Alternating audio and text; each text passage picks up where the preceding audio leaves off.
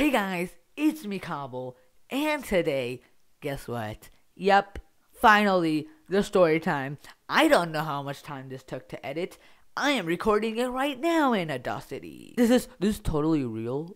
If you think this is fake, that's offensive.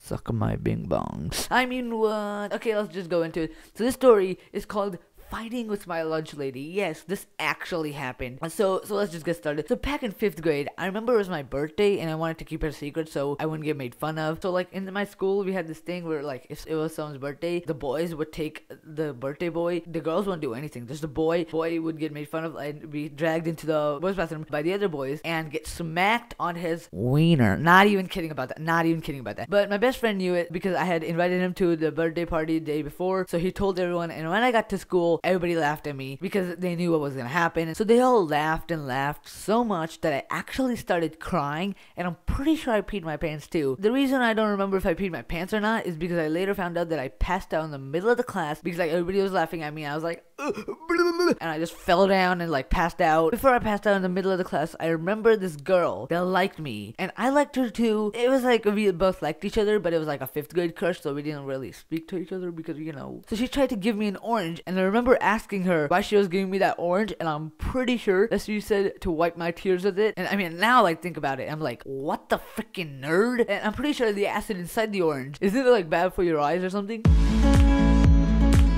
I don't know. Something else that I heard while I was crying was that there was this guy who I hated because he hated me. I don't know why he hated me. It's just he hated me, so I hated him. But he was laughing along with the other crowds, and every once in a while he would say, laughing is good for your kidneys. But I'm pretty sure it's not good for your kidneys. Apparently after all of this, I faded out and woke up in the nurse's office with a band-aid on my wrist. And it's important to tell you guys right now that like a year later, when I moved to a new school, I found out that the nurse didn't even have a nurse's degree. So she was just like working there without a degree. And a day later, when I removed the band-aid, I found that there was nothing under the band-aid. I first thought it might have healed inside, but when I looked at the band-aid, there was no blood or anything on it. And so my mom said to leave the band-aid and like save it in a piece of like tissue paper or something, because it was a waste of a completely good band-aid if I throw it out. But I insisted that I should throw it out because, you know, it's not hygienic or something. So my mom said okay, and she said that she would throw it away herself. So I gave her the band-aid and she hid it behind my toothbrush because I found it the other day and I knew it was mine because it had Donald, not Trump, Donald Duck on it. Donald and she refused it was mine, and I wrapped it up and threw it on the road in front of our house, and I'm pretty sure I found it again a week later with what looked like the design on the band-aid had been scratched out with like a knife or something, but I knew it was mine, so I burned it, and that was the end of it. Anyways, after the whole nerd dealio, it was 4th hour, and that meant science for me, so I had to learn about plants and crap, which was boring. But my most favorite thing about science is that I get to sit behind my crush, and we just talked the whole hour. If you sit in the back, here's the best thing about the whole freaking thing ever in science, okay? I'm pretty sure I had found a plastic wiener back there once, and I told the teacher about it, and he said it wasn't his, but I spied on him. Also, this guy had a beard, and guess what? There's another teacher that came in, and they just closed the door, and they did it back there, and I told him that I knew what he was doing, and he was like, okay, don't tell anyone, because if you do, I will get in trouble. So I didn't, and I could blackmail him, and I did blackmail him. I blackmailed him into giving me an A. I blackmailed him into giving me a muffin when one day a student brought it in. So we just talked the whole hour, and then he came over like, hey, what are you tittering about? He used that word a lot. Whenever he said that, I would just look over at the plastic wiener spot, and he would be like, oh, fine. So he would just go away, and that was the end of it. I became like the class clown of that class because I could get away with anything. I could literally jump around onto like a student's bald head, like a Caillou bald kid. So anyways, I was talking to my crush about Amish people when with the corner of my eye, I saw there was like a sticky Laffy Taffy stuck under the table. Guess what I did? I took a freaking chopstick that I found, scraped the taffy off. I stored it for later use because I had a feeling that I would need it, and I did. So after 4th hour, it was lunch. So anyways, I got in line to get my lunch. It was all fine until I saw this one lunch lady that everyone hated. Even the principal hated her. The old principal hired her because the old principal had a crush on her because the old principal was a girl. Anyways, I was in the lunch line when I saw the lunch lady, and it seemed like she was wearing a silk dress. I wasn't wearing like one of those like bags over her head to keep the hair out of the food. Also, something you should know about this lunch lady is that she wore inappropriate clothes to school. She literally showed her shoulders and nobody cared. Nobody got offended. And she wore short shorts. They were like actually so short that you could see her stuff, you know, her junk. And there was a rumor going around at that time. She wasn't wearing any underwear, which gave everyone with panties the spooks. Also, this was all just in time for Halloween. And I'm pretty sure she tried to start a YouTube channel once, but it wasn't on YouTube. It was on POR. So anyways, all the lunch lady praising aside, but today this lunch lady has cooked up her chef's special meat, and there was a rumor about this one as well. Special meat was just the lunch lady's meat, and of course now I don't believe it because I'm older and uglier. But little me believed it, and sometimes I still do. Whenever she would do that, the janitor would turn off all the water fountains and unplug all the overexpensive water dispensing vending machines, and then he would grab one of those foldable camping chairs right up in the middle of the cafeteria, and then he would just laugh it off for the whole entire hour and constantly say, "That's why you kids gay for pooping in the urinals." And that is true. We did poop in the urinals.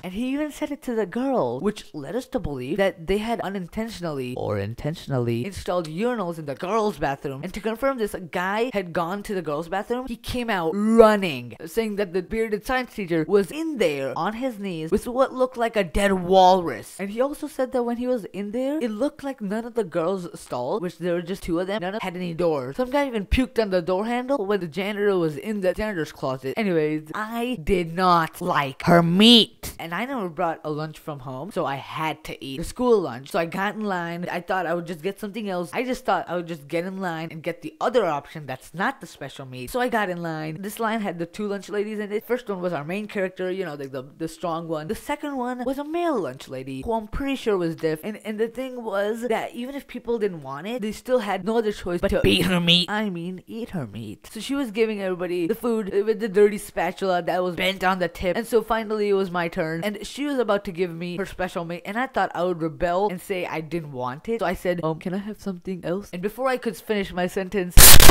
there it was on my unwashed plates, the dirty meat. So I thought I would just escape from the situation by saying, "Hey, I'm a vegan." So I said, I'm a vegan. And so she looked at my nose, and I'm pretty sure she looked at my nose because she didn't know if she should look at my right eyeball or left eyeball or my third ball or my volleyball, which was in my backpack because I still didn't play volleyball, or the gumball, which was attached to the chopstick, which I had found earlier. But anyways, so she looked at my nose and simply said, "Eat meat, Orendo." And she had that voice because she was a smoker. And so I said, excuse me? Because I had enough that day with the peeing on my long shorts and then acting like a vegan. I was like fed up. I got raged up and said, "You want to take this to the judicial branch?" I'm pretty sure I meant to say Supreme Court. And then she gave me a jigsaw puzzle look, which looked like I had just farted, but I hadn't farted. So I was like, "Why are you looking at me?" But I didn't say that because I was just thinking that. So she just got weirded out by this whole situation. So she just thought that she would just forget everything. So she said, "Next." But I didn't forget. So I said, rephrasing it, "Can I have something else?" So she got angry, and I saw a tear come down the deaf male lunch lady's eye. But since he was crying, I couldn't stop myself from looking at him. And while I was looking at him, the main character lunch lady saw that I was looking at him and gasped. Now it's important to notice that the male lunch lady was the main character lunch lady's best friend because they would always travel to the freezer together and not return for hours. Anyway, so I was looking at the deaf male lunch lady guy, and she was like, "You cried him." And with that, she reached for my bells, which are basically my balls. My eyeballs is what I'm talking about. So she grabbed me by the hair and started pulling me somewhere. And while she was pulling me, her hand kept slipping because I had silky hair back then, and my head would just bang against the floor. The kid looked at everywhere my head slammed down. He saw there was earwax everywhere, like my head slammed down. The janitor had to clean it up. The janitor pretty much slipped on it and fell. The kid was walking up with his plate, and he puked all over the janitor. Anyways, so she pulled me in the middle of the cafeteria, and she pushed the janitor over. And guess what she said? She said to hexagon to Kyaniagon up. So anyways, I was in the middle of the cafeteria, and this lunch lady was about to fight me. And that's when I remembered that the Laffy Taffy on my chapstick was still in my pocket for this exact scenario. So I pulled it out and threw it at her, and she yelled in pain because apparently the thing I had just thrown had gotten stuck to her eyeball. And you would think that if something's flying at your eyeball, you would close your eyelid because that's what it is for. She was too ugly to have reflexes. It may sound too good to be true, but it's true. Apparently she didn't feel pain, so she just kind of like pulled it out. So I knew if I wanted to survive the fight, I would have to find her weakness. So I took a wild guess, and I thought it would be her stomach, and punched her. Not only did I fail, but now I had given her a reason to hit me. Self-defense. This school had the self-defense thing. It was like if a student tried to punch you, you can punch the student back. So she grabbed me and threw me to the janitor,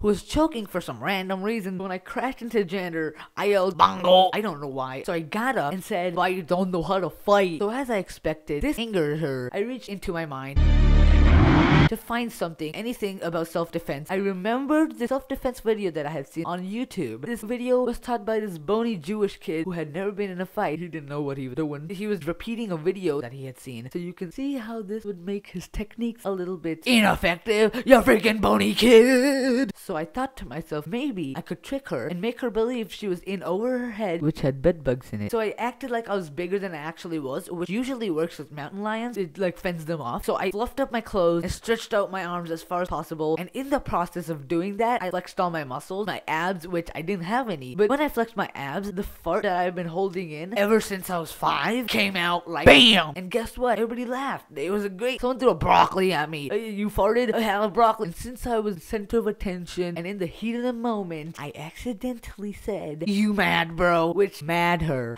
Get it? Mad, like made her, like made in China, but like mad. Okay, so this mad her even more. So she yelled, "I'm not a bro!" Apparently, she hadn't subscribed to PewDiePie. And with that said, she turned into her true form, a bull. So she got on her fours, like one of those bulls that's running towards like the red flag, and then she ran at me. I tried to jump on her, and this was the wrong thing to do because she was running at me at full speed, and I had just gotten halfway of my jump, and her head hit me in the stomach and sent me flying into the janitor, who had gotten himself puked on. Between all of this happening, was trying to stand up. He was like, BAM! He fell. I fell. I just got on. Also, he was yelling, "Please, someone give me a lip to lip. Someone, please, I'm dying." But I realized something. Everybody was still laughing, so I thought I would do a little backflip for my audience. So I tried to do a backflip like I had seen in the self-defense video. I landed on my belly though, and this led me to believe something really important. That the self-defense video was staged! So I tried to get up on my feet, but she ran at me and slammed on top of me, and it took a while for my pain receptors in all over my body to send signals to the brain that I was being squeezed by an overgrown woman. But after I realized that I was being squeezed, I started making noises. Unintentional noises. The noises were actually air escaping my lungs and more farts escaping my fart storage pouch and other liquids escaping my body and other gases escaping my hot manly bod. So I slammed my hands on the ground trying to roll out from under her, but I couldn't because she had hundreds of thousands of decades of bodybuilding XP. And then something amazing happened. I got a quick idea in my mind. I yelled, "Timber!" And she quickly remembered the lyrics. "It's going down.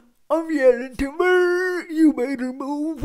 You made her dance!" And as ugly as she wasn't just about to break the century-old law of timber. So she knew what she had to do. I'll tell you guys again. I'm yelling, "Timber, you better move!" Cold pop. So she moved. She started dancing. She got up and she started dancing with the dead corpse of the janitor. And I knew this was my opportunity. So I got up, took a fork from one of the lunch tables, and just ran at her with a collapsed lung. But at the last second, I jumped on her back and I started stabbing her with my bent fork, and it took a while for her to realize that she was being poked by a bent fork, and it took a while for the pain receptors to get from like her butt or something to all the way up to her brain. But when she did realize that, she grabbed me by the wiener and threw me into the bearded plastic wiener found in his room science teacher, and that's when the world went black. Next time I woke up, I was in the nurse's office with a band-aid over my foot. In the room were my mom, the dead janitor, the lunch lady, and on the floor next to me was the dead science teacher. He was on the floor because there was just one bed in the nurse's office. They didn't have a second bed. They just put him on the floor. Anyways, it took a while for me to get a hold of everything. And guess what I said? My lung,